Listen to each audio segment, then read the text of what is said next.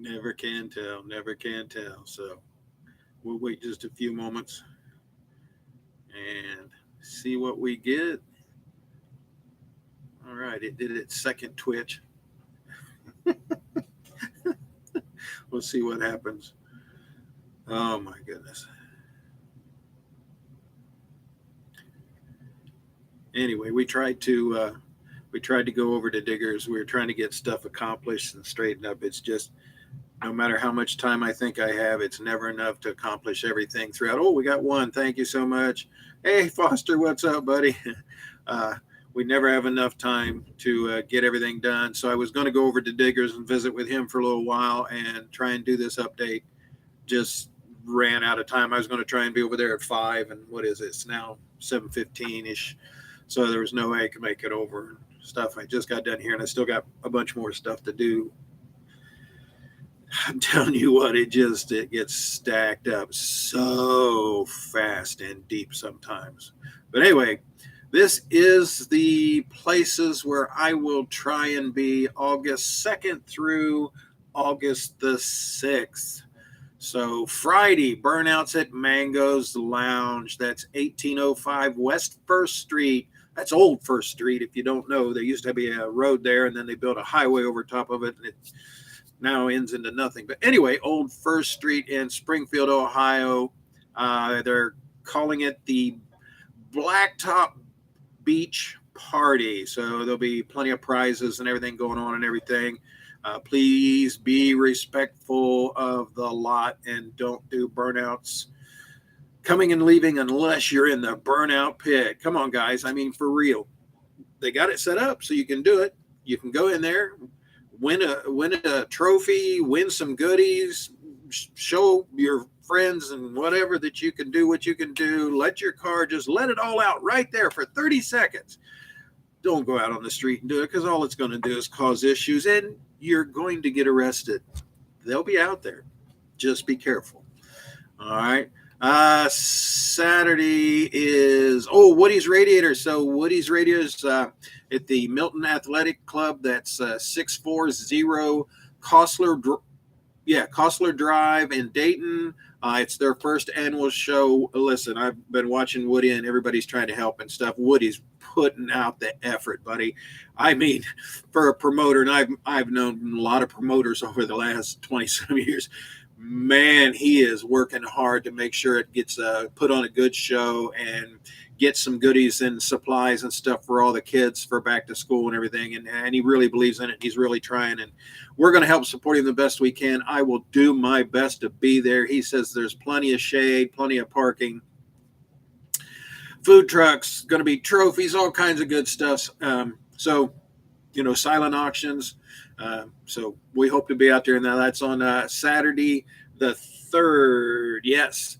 Now on Sunday, the Route 40 car show at Tecumseh High School. That's not the school I went to because they tore it down, but I do have some bricks from my old school that when they tore it down. Anyway, it will be out there, and that's 9830 West National Road, New Carlisle, and that is 1123. All right, now Monday night cruise in New Carlisle, State Route 235. That is 201 North Main Street, just north of State Route 571, 5 to 8. You can call Ed with any questions and stuff. And then on Tuesday is National Night Out. I'm going to go out to the Wayne High School. It's actually the closest location to me that has these type of events. There are pockets of these events all over the nation. Imagine that, National Night Out. So there'll be, I'll be out there and stuff.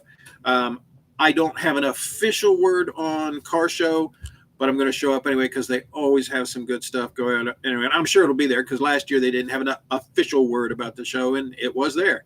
So that's at the Wayne High School. That's 5400 Chambersburg Road, Huber Heights, Ohio, 6 to 8. It's just down the street from Get Air. Yeah, that's where it is. All right, so those are the places that I will try and be this weekend. Who do we got out there? What's watching? There's Foster, Triple B. Hey, Steve Coltice. That pie wagon, oh my gosh, that pie wagon is awesome. I think he needs to make more projects like that, have a whole little motorized fleet. He's got it down to a science. It's really cool. He's got other ones coming. I think they're making a tug.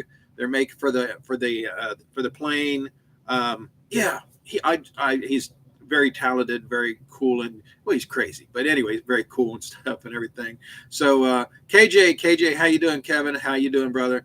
Rob, hi, Rob, how you doing? I don't get to watch yours. So thankful you stopped in on mine. Of course, mine's not as interesting as yours. Yours gets really in depth and insightful on some things. Of course, then again, it's kind of like when me and Digger and Yikes Kevin or Keith gets together and stuff. It just kind of goes off the rails, especially if Bobby shows up with his little hat and everything. That's always really cool. I know that thing was so cool, Steve. It was really. Hey, Cody, what's up, buddy? Long distance. Hey, how you doing? How's the weather down there? It is it's raining like a cow peeing on a flat rock, as my grandfather would say. It is coming down out there. So they canceled the Thursday night, and that's why I was trying to catch up and do things and get things ready and get over to Diggers and do the live and everything. Yeah, Bobby's a character. Bobby Jordan from Bobby Jordan Motorworks. Rob has his channel here, but he works down there. He's one of the master mechanics, one of the old crew down at Bobby Jordan's and stuff. They're the ones I go to when I have things that these old hands can't handle anymore. May seem like simple things to a lot of folks and doing whatever, but after you get to a certain age and your body gets to a certain condition, you just can't do them. And they help me deal with a lot of the new electronics and everything on there. I've sent quite a few people down there with hopefully they showed up with the new Camaros, the electronic problems with the new Camaros and some of the Hellcats and everything. They went down there to work on those, and I know it's a challenge, but they always do a fine job down there. Yeah, Lynchburg is hot and humid down here. I mean, it was nasty out here earlier today, and that's when Tammy and Tracy decided they were going to cancel the Thursday night at Get Air.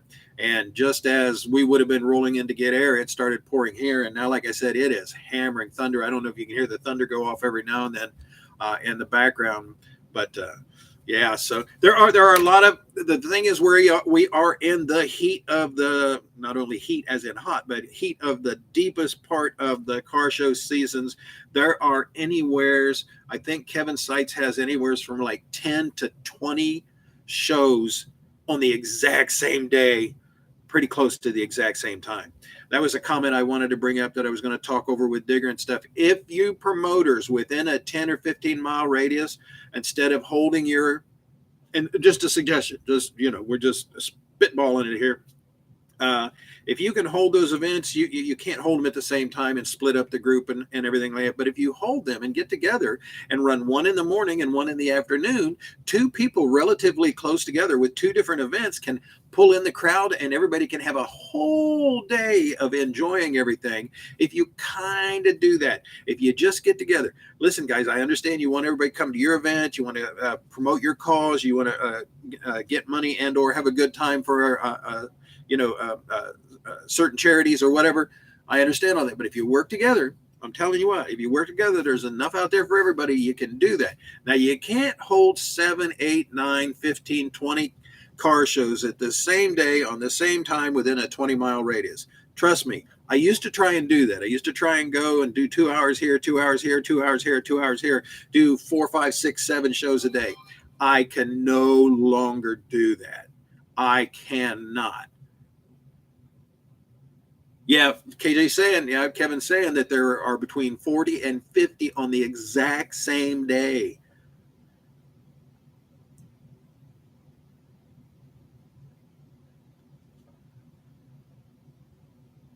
Yeah, I know. And then again, I always tell you people after all my comments I ever make, say, what the hell do I know? I mean, pretty much been doing this for a long time, and it's just, I mean, but you can work it out. I've seen some promoters, and I don't know if they purposely got together on this or they just figured it out on their own, that they'll hold a 9 to noon one, and then the next one will come in at like 1 to 4 or 5, and then the next one will come in 5 to 8. You can do it. I've seen 3 of them happen in a day to where you can get there and do it and still go through all of your auctioning, all of your trophy presentation, all of the award ceremonies, all of that stuff, and do a fine job. And there are guys out there, I'm telling you, there's guys out there that if you could do that back to back to back within a 15, 20-mile radius of each other to where they could get there, there's a whole mess of guys that would show up and just make a day of it. Seriously, make a day of it. Well, I appreciate you, Foster. Thank you, brother. You're usually always the first one between you and Kevin to give me a thumbs up, or at least let me know that the live stream's working, because I'm from the house now, and so far this has been good. I'm fingers crossed it hasn't ever kicked out on me like it did on the old internet at the old place. The phone works relatively well for it. It's just my jittery hands when I'm out on a live stream trying to do a mobile live stream. I have a little trouble with that. I've got to figure out how to put this massive phone inside a smaller gimbal. I know they make newer gimbals that have that'll hold the big phones and or tablets, but the gimbal I have is fine. It's just the phone's too big to fit in it. So I'll figure out something, some type of an adapter or a counterbalance. I did get the 9-pound steady stick, so it's a big long pole with a 9-pound weight on it that helps some in making it steadier and everything. But boy, to hold that up and hold it over your head and stuff, that is hard on the old arthritic shoulders. I'm telling you. Yeah, it's not a contest, and it shouldn't be a contest. What it should be is learning to work together, like you're right, and promote each other. It's something. That's why even with all the YouTubers out there and stuff, I promote everybody. Listen, I don't feel I'm in competition with anybody. I'm doing my thing for the people that I'm doing my thing for. Other YouTubers are doing their thing for their other people that they're doing it for. Everybody thinks it's a competition. I've actually had other YouTubers not even want to talk or be on camera or be around or whatever and stuff. And that's just crazy to me. It's just crazy. We should all share in it and stuff because we're all bringing something different. It's just like somebody bringing out 10 Mustangs. Each one, they're not cookie cutters. There's something different about each one in the way someone's either customized it, built it, or modified it or whatever and stuff. So, we should all be able to get along somewhere. If not, you're on your own. You guys are going to have to fight and claw amongst yourself. I'm out there for the community. I'm out there for the people. I'm out there to try and help support their causes, to bring in stuff for the charities, and mainly for my guys that cannot get out to enjoy themselves, watching the videos in whatever phase that is, from me to them. I appreciate all the guys. I was there in that position and probably will be again not too soon in the future, where I'm not going to be able to get out anymore and stuff. And I would appreciate somebody being able just to go out and do whatever. I do my best. Oh, the golf cart is currently at the dealership trying to figure out what's going on. They have no idea. They've never seen anything like it before. Of course, us. It has to be us, right? I appreciate that, Steve. Yeah, I'm looking for a narrowed 9-inch rear end. I've got a project that I might be working with some individuals to modify the Gopher a little bit so I can get it back out, but turn it into something unusual. I'm a very quirky guy, been into trikes and Volkswagens and just odd stuff. I've built more cars with tractor parts, semi parts, just all different kinds of things together and stuff. So I'm very quirky and whatever. And I've got an idea to make the Gopher 2.0. So it'll be a G04, and I'm going to let the cat out of the bag a little bit. I'm going to try and make it a pursuit vehicle. So it's already an Interceptor. it is a BT57 Go4 Interceptor. So it's an Interceptor Series 1. It's not the Interceptor 2. So it's a 97. So I want to make that. I want to take the Interceptor model and turn it into a pursuit vehicle.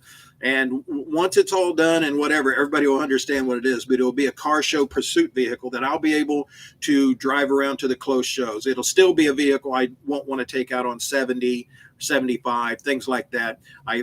Even though it'll probably, my goal is like 120, because I made it go from 25 mile an hour to 85 miles an hour. So I'm going to try and take that and take it up to about 120. So I think it'll top out about 120. It will be geared up and stuff to do quarter mile and stuff. So we'll see. I don't want to let it all out, but I want to try and do it that way.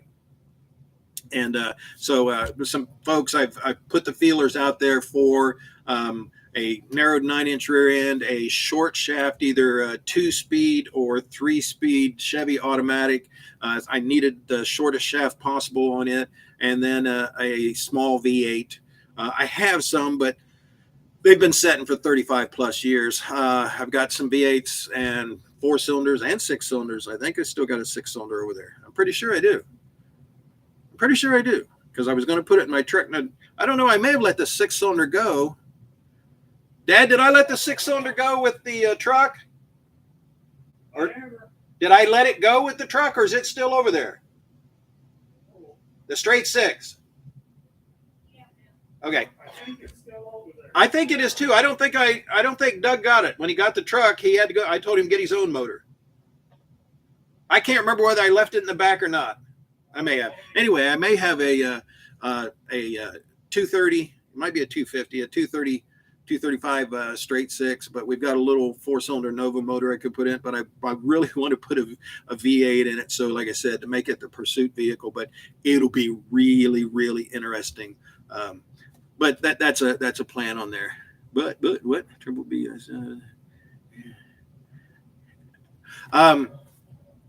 So that's coming up. The big one, and on Saturday is also the British car get together at Eastwood Park. Digger said he will try and run out and get that one some coverage for that one. There's a Cars and Coffee also Saturday night. Dayton First Church is on Saturday. There's a bunch of them, but like I said, I can only get to those ones I can get to. There's just no way I can do a lot. And then I will be gone next week to the Kentucky one, Hoodlums in the Holler, but Digger will cover Shane's show, which is on Sunday. So out at Killcare. I will try and get back and do the cruise into the ice cream social in Washington Township on my way back from Kentucky, but it all depends on how we deal with sleeping in the back of the truck. We dug out. I used to be able to just, do it wherever, but getting old and arthritic and everything. So we got the shell in the back of Mom's old truck, and we'll see what we can do about getting down there and sleeping and doing whatever. The Trans Am Nationals are coming up. Rusty Geezers is coming up. The Rose at Kobalkers. So, it's on and on and on. And like I said, there's mass amounts of them during the day. So they'll be coming up. I wanted to get Digger on here and everything. One of these days, I'm going to figure out how to do the what is it? The live stream thing with the duck, StreamYard or whatever it is, any of those where I can share multiple screens with multiple people. I'll figure that out, but it never seems I have enough time to do whatever. Been working on getting a lot of stickers made up for everybody. There will be new cones. Still the t-shirts, the batteries took a lot out of me to get those. We have those in. They did arrive. I will be hooking those up, so I'll at least be able to get around. The grassy areas, unless I get the golf cart back and I'm able to use that. The grassy areas, the big events in the grassy areas like at Young's Jersey Dairy or whatever, just not going to be able to do it. It was an absolute blast out at WTWW, out at the Whitewall Show. It was a blast, even with the cart breaking down every few minutes and stuff like that. It was a blast. I apologize that I did not get around like I intended to do with the cart and get pictures of everybody's cars, but there were so many awesome cars out there. It turned out to be such a great day, and I really did have a blast sitting there as they all cruised in and talking to Steve and Terry Coltice and all the guys and everything, Brian Mans, the whole crew, and everybody was out there. A lot of cars were for sale that, man, if I had the means, I would just love to have something like that to cruise around to the shows, the local shows. I mean, I'm really trying to still find something that could possibly take me, mom, and dad to the shows, a little comfort. I'm quirky, so kind of what I would do an Astro van, but my dream vehicle as far as the little van is a little sandbar, probably a Dias 2 series 97, 98, 99, I believe it would be. The little import, the right-hand drive little imports and stuff, just to cruise around. The reason I like the sandbars is sandbar vans and the trucks, they have the 4-cylinder instead of the 3-cylinder motors. They go a little faster, last a little bit longer, and can be worked on easier. I mean, straight up, the motor's all the way in the back like a Volkswagen. Yeah, I mean, I'd do the Astro van, but that would just be bigger, and it's, whatever van. I could make it into my own. It's just, again, I'm a quirky guy, and I like different stuff. Fat man in a little van. I mean, it's like I could stick an arm out both sides and wave and stuff. Of course, it's kind of like the Go 4. The Go 4, I can slide both doors back and put hands out and throw candy and wave during all the all the stuff. What's the truth would be? What? Cuddle Mikey? What? Cuddle with Mikey.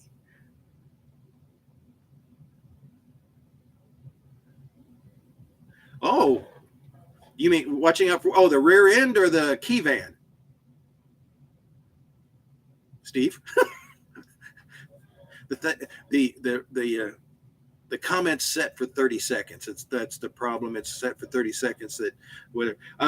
I've seen a lot of the key import vans, but they are either in horrendous shape or they are different other models than what I want. I mean, doing the research that I've done, Matthew Charrington, my buddy up in Youngstown, has a wealth of knowledge about motorcycle car, everything. For his age, he's a younger guy, but for his age, he has a wealth of knowledge and the talent that man has. But his health isn't real good, so he's kind of went back into just doing stuff for himself instead of the machine of YouTube, and I don't blame him at all, because it can get overwhelming. And but he has got a lot of the key vehicles and is very knowledgeable about that, but we just can't seem to find one that's a reasonable price and reasonable shape that I can do. A lot of them are outside, so a lot of them are in Florida or Tennessee, Indiana, California, but they want 10 to 20 some thousand for it, and you're talking about a 25-year-old vehicle. No, I don't care how much customization you've done to one of those little key things, because you can pick them up for $4,000 off the boat, but then it's a crapshoot. You buy them off the boat, and it is what it is.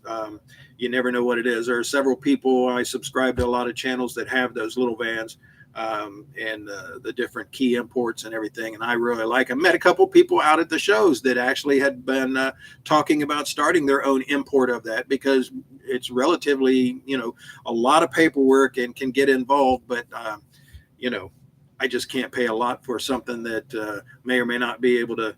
You got to have a good quality rubber band in those. You can't wind them too tight. I could do a Volkswagen. I got plenty of Volkswagen parts. I could probably do that. And I'm going to Ron. I saw Ron. Ron, you're amazing. I love that man. He is absolutely a master mechanic, Volkswagen master mechanic. Just the GOD of Volkswagen repair and service and building, guys. I'm telling you. So I was talking to him, and it would cost a minimum of $4,000 to $5,000 just to do the motor on the Flossie, and that's not the trans and everything else that I need to go through. So I mean, I'm weighing this all out, and if I can do the Go 4 2.0 and make the Pursuit vehicle out of it for under $4,000 or $5,000, that would just be a blast. I mean, it would be a blast, and I could use it. Now again, it's only a one-seater, but nobody's going to want to ride with me when I get that thing done up. I'm telling you right now. They didn't want to ride with me before. What are they saying? All right, guys, that's where I'm going to be. can't think of anything else. Anybody can make comments down below or in the chat on the side or whatever of anything that they have that's coming up. That's what I'm going to try and do. And again, I appreciate it. Appreciate all the support. Love and respect to all of those that actually go out and do something for others.